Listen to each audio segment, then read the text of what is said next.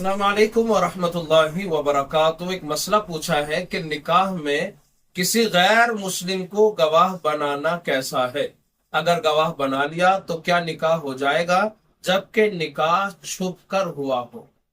मसला पूछा है जो आम तौर पे आजकल लड़कों के साथ में दरपेश है कि लड़के और लड़कियां जब आपस में इश्क करते हैं और बात इतनी आगे तक पहुंचती है कि वो निकाह नहीं कर पाते, घर वाले राजी नहीं होते हैं, तो उनके पास में अब एक ऑप्शन बचा हुआ होता है घर से भागने का, फरार होने का।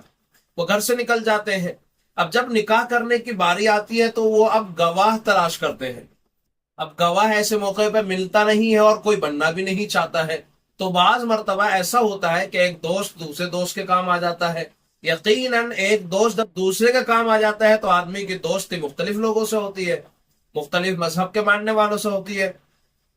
कोई मुसलमान है, गैर मुस्लिम से दोस्ती है, कोई गैर मुस्लिम है, मुसलमान से दोस्ती है। तो ऐसा होता है। अब निकाह के अंदर गैर मुस्लिम गवाह बन सकता है या नहीं बन सकता।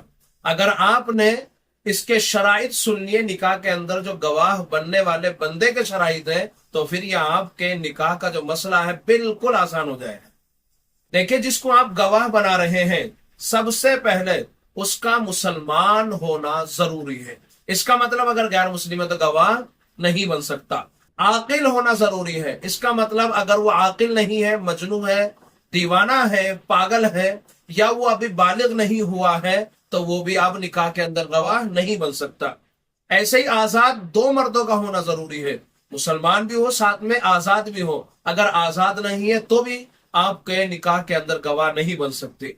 ऐसे ही अगर आपके पास में एक मर्द मुसलमान है, आकिल है, बालिग है, मौजूद है, आजाद है, मौजूद है, लेकिन दूसरा गवाह नहीं है, दूसरे गवाह के लिए अगर दो औरतों को लेकर आ रहे हैं जिनके लिए इन शराइत का पाया जाना उनके लिए भी जरूरी है, तो एक मर्द दो औरतें गवाही के तौर पे पेश की जा सकती है और ऐसी सूरत के अंदर निकाह मुनक्किद हो जाएगा। लिहाजा अगर गैर मुस्लिम को निकाह के अंदर गवाह बनाया तो निकाह मुनक्किद नहीं होगा। इसको लिखा है बदाइउस सनाइन है।